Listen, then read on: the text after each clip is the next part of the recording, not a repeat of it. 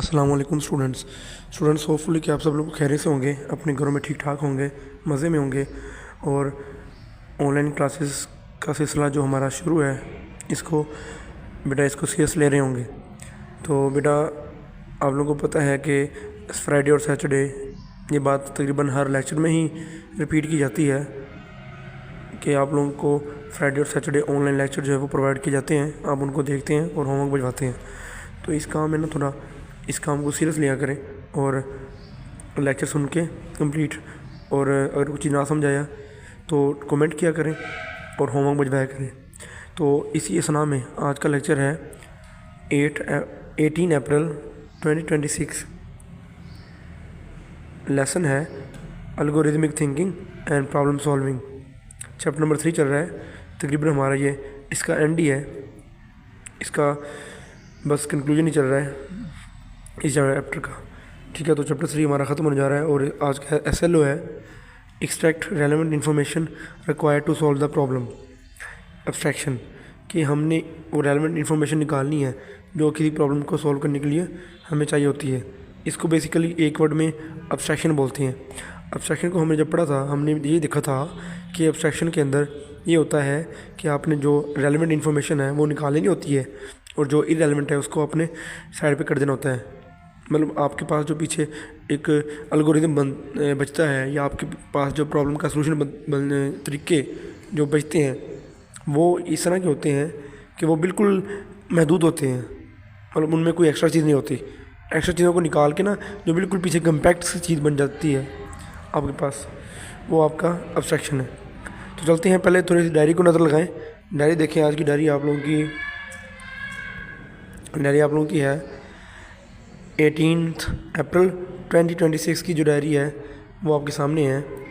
SLO तो वही हो गया एब्स्ट्रैक्शन वाला कि रेलेवेंट इन्फॉर्मेशन को एक्सट्रैक्ट करके कम्पैक्ट बनाना। और क्लास वर्क आपका है reading from algorithm to find at page 80 to and while at page 81 plus learn question number 8। और होमवर्क देखें, right in homework finite and infinite loops at page 80। तो ये डायरी है। अब इसकी प्रॉपर रीडिंग की तरफ चलते हैं। पेज नंबर 80 से 81 तक आपकी जो है वो रीडिंग है।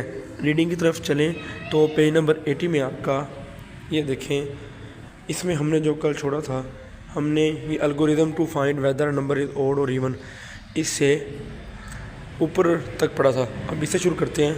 ये भी एक एल्गोरिथम ही है।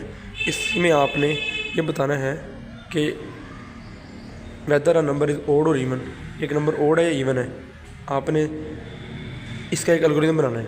अच्छा, इसमें देखिए पहले step 1 start, step 2 take input from user, step 3 check condition if remainder is 0 go to step 4 else go to 5। अच्छा, ये हमने कंडीशन लगाई है इसके ऊपर ना। ये कंडीशन ये है कि अगर आपने रिमाइंडर 0 अगर ना डिवाइड करके रिमाइंडर 0 आए तो आपने स्टेप 4 पर जाना है, प्रिंट करवा देना है कि जी आपका जो नंबर है वो इवन है। अगर 0 नहीं आता रिमाइंडर, मतलब डिवाइड करके, ठीक है ना, तो ये डिवाइड पहले करने का जो है ना आपको कंडीशन लगानी पड़ेगी। तो डिवाइड करने के बाद ही ये आएगा।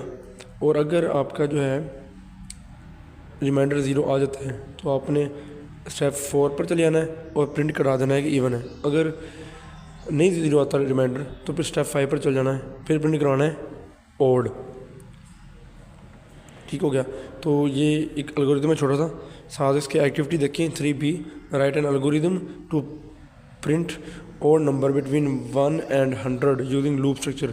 सर ये एक छोटी सी एक्टिविटी है, ये आप घर में कर सकते हैं कि आप ना एक एल्गोरिथम लिखें जिसमें आपने ना ओड नंबर प्रिंट करवाने हैं 1 से 100 तक, ठीक है, और लूप स्ट्रक्चर लगाना है। लूप स्ट्रक्चर क्या है वो आगे हम पढ़ेंगे। वो यह कि जब तक ये 1 से लेकर 100 तक ना ओड नंबर आते रहेंगे वो प्रिंट करवाते रहने हैं। जब इवन आएगा तो आपने रुक जाना है, ठीक है। तो इसके नीचे देखें आप फिनाइट और इनफिनाइट लूप्स, इनको बेसिकली बोलते हैं इटरेशन।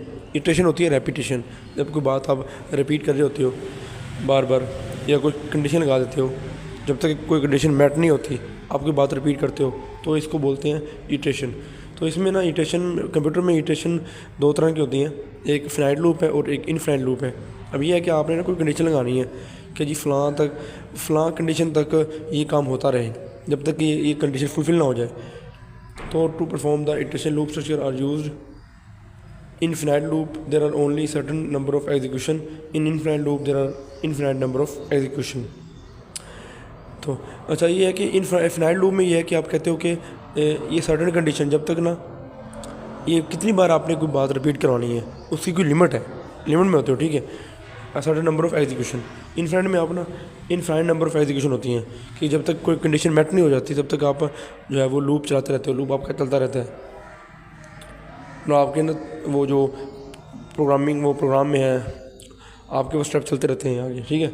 अब अच्छा, अब जो इनफिनाइट लूप है ना, जो बेसिकली लूप स्ट्रक्चर होता है, लूप की अब 3 तरह की हैं टाइप्स, एक for to next, repeat until और वाइल डू एंड वाइल, ये 3 तरह की, ठीक है। पहले फॉर टू नेक्स्ट देखो, a set of number of repetition, आप ना एक लिमिट लगा देते हो कि जी 100 में 50 मरतबा, 100 मरतबा, 70, 20, जितना भी वट एवर यू वांट, तो इतनी आप लगा देते हैं कंडीशन लगा के आपके पास एग्जीक्यूशन आ जाती हैं। और ठीक है, ये है जी नंबर ऑफ एग्जीक्यूशन लिमिटेड। अब repeat until, repetition where the number of repeat is not known that is completed at least once but repeated until some condition is fulfilled.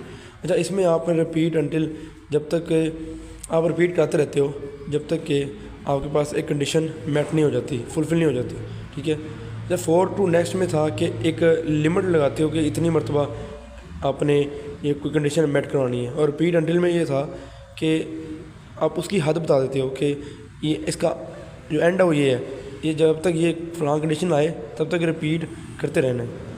अच्छा, ऊपर वाले में ये था कि आपने बताना है कि अगर लेट से 20 मरतबा 30 मरतबा को कंडीशन में आपने रिपीट करवाते रहना है, मेट हो जाए तो आपने आगे बताना भी है कि नेक्स्ट क्या करना है। फिर आगे वाइल डू एंड वाइल, इसमें आपने a repetition where the number of repeats is not known that may be never be completed it is repeated until some condition is true. इसमें ना आपने एंड बताते हो कि एंड, इसमें भी रिपीट जो है वो होता रहेगा, जो काम बार बार जो कंडीशन आपकी जब तक कि वो एंड वाला जो आपके पास है वो कंडीशन वो मेट नहीं हो जाती। चलो इनकी जो एग्जांपल देख लें। पहले फॉर टू नेक्स्ट है, इसमें देखें जैसे 4x 1 to 1000, अगर x की वैल्यू 1 से लेकर 1000 तक आती रहे तो आपने प्रिंट x करवा देना है। अगर ना आए या इससे कम रहे, ज़्यादा है, तो आपने फिर नेक्स्ट चले जाना है, वो नेक्स्ट टाइम में चले जाना है, ठीक है। उसके बाद रिपीट अनटिल, ये अब आपने रिपीट कोई कंडीशन रिपीट करवानी है, वो when the number of repeat or iteration is known unknown this loop structure is utilize. तो ये है कि इसमें आपने रेपिटेशन लगा देनी है, कब तक रिपीट करना है कोई चीज़। जैसे कि यहाँ पर एग्जांपल है, print you are less than 35 years old, age equal है age +1 until age greater than equal to 35। यह कि 35 ईयर्स ओल्ड जो एज है, अगर इससे कम है तो वो आपने इसको प्रिंट कराते रहना है और उसमें 1 प्लस कराते रहना है, जब तक इसके बराबर आ जाएगा या इससे बढ़ जाएगा तो आपने छोड़ देना है। उसके बाद एंड में वाइल डू एंड वाइल, इसमें यह है कि इसमें आपने प्रिंट करवाते रहना है जब तक कि 35 नहीं आ जाता। इसमें आपने बतानी हद होती है, आपने उसकी आखिर जो एंड बतानी होती है, ठीक है।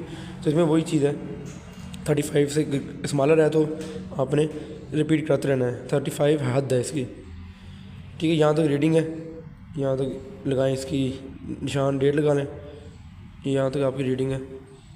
और आपका क्वेश्चन नंबर 8 जो है वो लर्न करना है, और वही होमवर्क आपको, वो होमवर्क नहीं है, वो आपने याद करना है सिर्फ।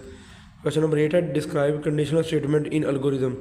अच्छा, इसका अब निशान जो है वो इसका जो आंसर पेज 80 पर है, 80 पर जाएंगे तो आपको ना कंडीशनल स्टेटमेंट की डिफ़ाइन मिलेगी। सिर्फ डिफ़ाइन नहीं करनी बल्कि आपने इसकी जो टाइप्स है वो भी करनी है। ये पेज नंबर 80 पर, अच्छा 80 से पहले है ये 78, यहाँ पर आर टाइप से लेकर ये आपने तकरीबन ये 2-3 लाइनें ये सारी कर लेनी है।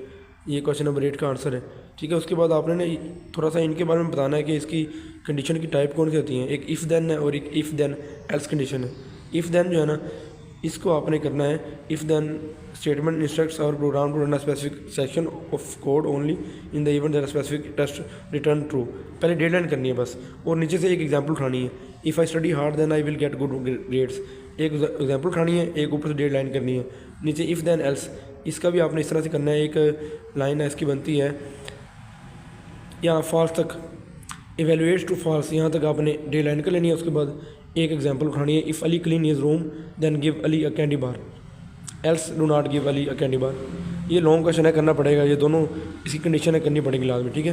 तो ये आपका आंसर है, पहले कंडीशन की डिफाइन, फिर इफ़ देन एल्स, ठीक है, 3 डिफाइन है। अब होमवर्क जो है वो आपका लूप के बारे में है। लूप जो अभी हमने इसमें इन्फिनाइट और फिनाइट लूप पढ़े हैं, ये इटरेशन से लेकर एग्जीक्यूशन तक, ये चौथी लाइन में जो एग्जीक्यूशन है यहाँ तक आपने करना है, आपका होमवर्क है, ठीक है। इसको ये होमवर्क है, ये आपका जो लेसन है इसको शाबाश करें, करके पोर्टल पर भिजवाएँ। ये एक बार फिर देखें अगेन, ये right in homework finite and infinite loop at page 80, ये होमवर्क आपने यही करना है। और लेसन की जो रीडिंग है वो करें, उसकी डेट लगवाएं और होमवर्क करके पोर्टल पर भिजवाएँ। शाबाश, फ़ी अमान अल्लाह।